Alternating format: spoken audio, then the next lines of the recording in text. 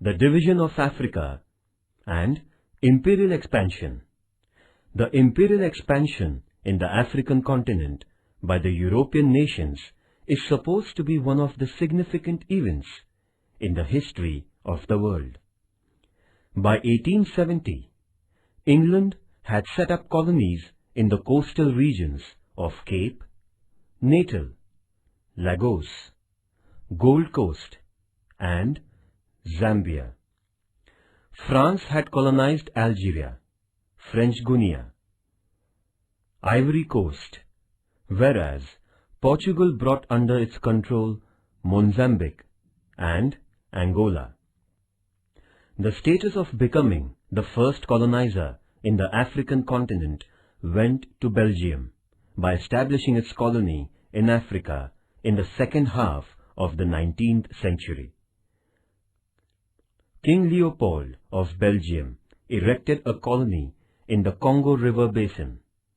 England, Germany, France, Italy, Spain, Portugal, and Holland had their colonies in Africa, after Belgium had colonized African region. The effects of imperialism. Modern imperialism, forcing supremacy over weaker nations, had constructive and destructive effects in modern times. A.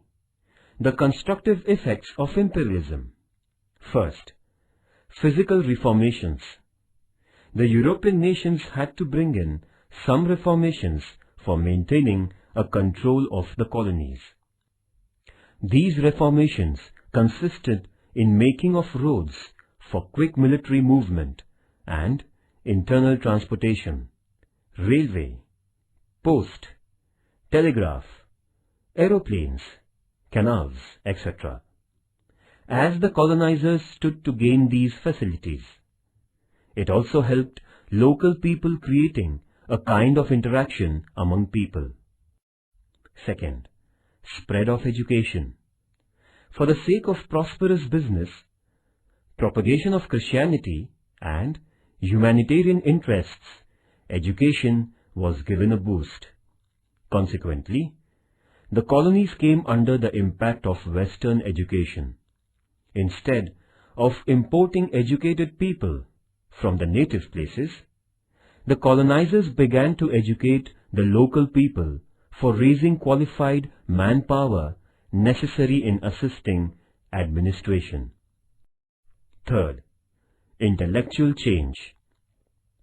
There began an intellectual exchange among the people belonging to different parts of the world. The people of the colonies were brought abreast of the Western thoughts of their colonizers. They got acquainted with the innovative ideas, technology, science, philosophy, literature, law, and politics. Colonization also introduced the people to the principles of liberty, equality, and fraternity, and the philosophies of nationalism, socialism, communism, and democracy. The progressive mindset was created by uprooting ignorance and blind faith by social and religious reformers. Fourth, national integrity. The imperial nations brought various parts of the colonies under one region. This centralized governing system integrated the colonies. Before the imperial reign, most of the colonies were divided and governed by various rulers.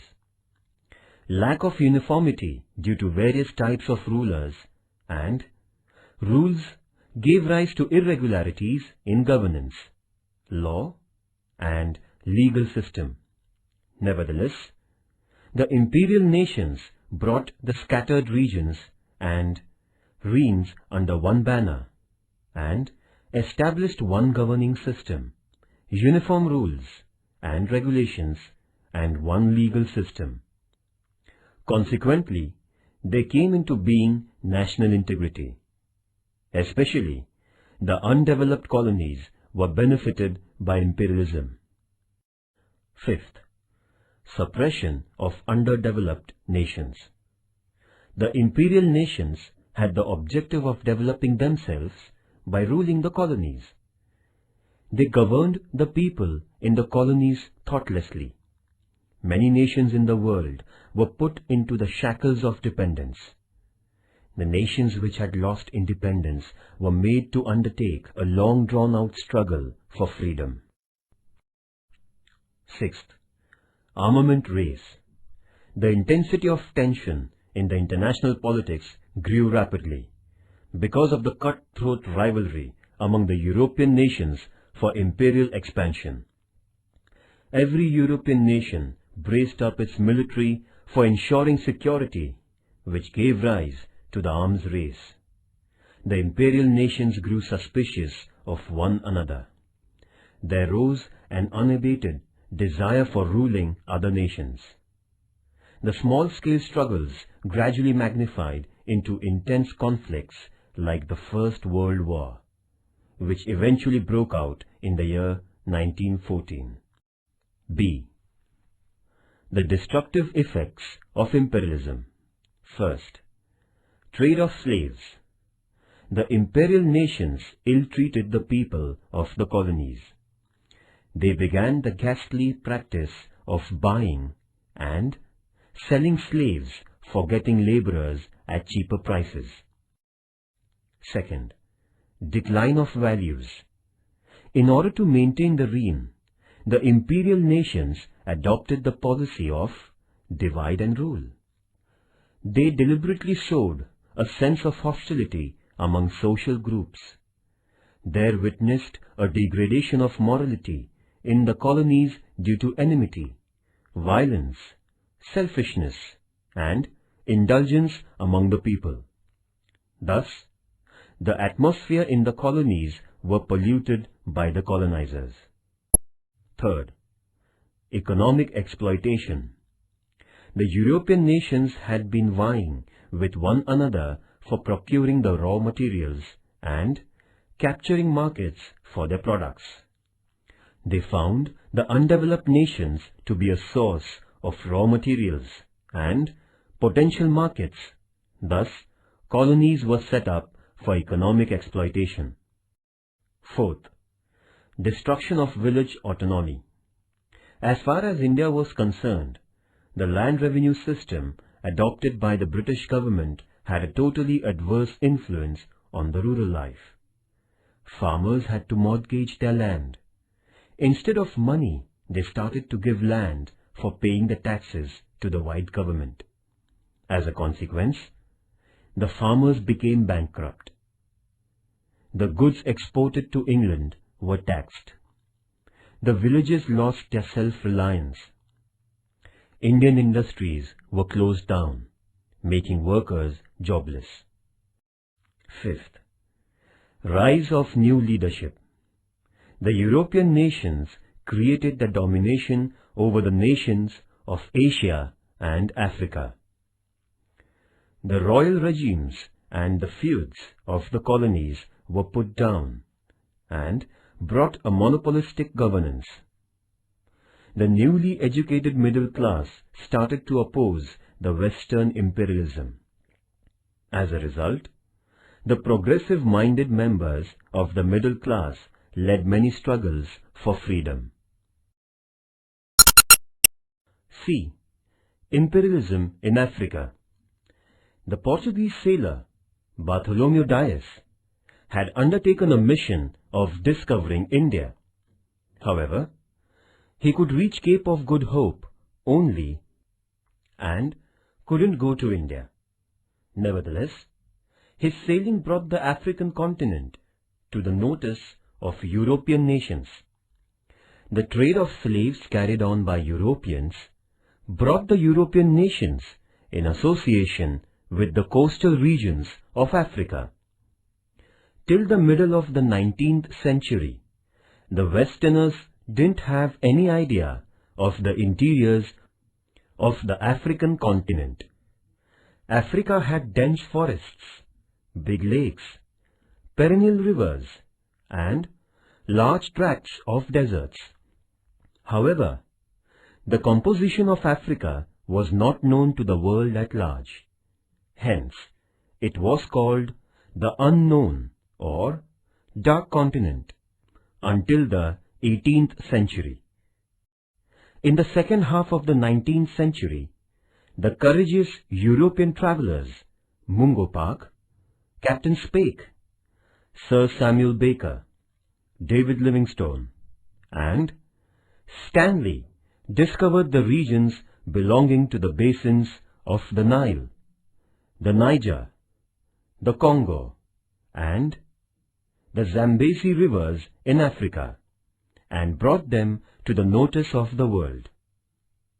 The book written by Stanley, an American journalist, created among the European people a kind of attraction towards Africa. It gave rise to the public opinion favoring colonization of regions in the African continent. European nations began the competition for capturing the best regions of Africa. The travelogue by Stanley woke up a curiosity in the European people regarding Africa. England. England set up its colonies in the Niger River basin of Africa. In addition, England held its domination of Cape Colony, Sudan, Uganda, Rhodesia, East Africa, Zambia, Nigeria, etc. England took possession of Egypt under the pretext of the security of the Suez Canal. Dutch. The Dutch set up colonies in Cape Colony, Natal, Orange Free State, and Transvaal. France. The French began to move up the Senegal basin. It went on to capture the Sahara Desert, Algeria, French Congo, Madagascar Island, and Morocco. Germany. Germany colonized the Southwest Africa, Cameroon, and the East African regions. Spain. Rio de Oro region, north of Morocco, and some areas in Guinea coast were colonized by Spain. Portugal. The Portuguese dominated the eastern regions, Angola region, and Mozambique. Italy. Italy captured Eritrea, Somaliland, Tripoli, and Cyrenaica regions in Africa. Bearing Ethiopia and Liberia, the entire African continent was colonized by the European nations. The African nations remained under the foreign rule for years to come. The European nations exploited these nations in various ways and grew richer. The Berlin Conference. The European nations held a conference at Berlin in 1884. The conference, which was held between 1884 and 1885, agreed to a principle of effective possession. It gave consent to King Leopold's possession of the region in Congo and passed a set of directives for the division of the African regions. Later on, the European nations distributed the African regions among themselves by the year 1914. It was collectively agreed that the new possession of a region in Africa would be interactively decided.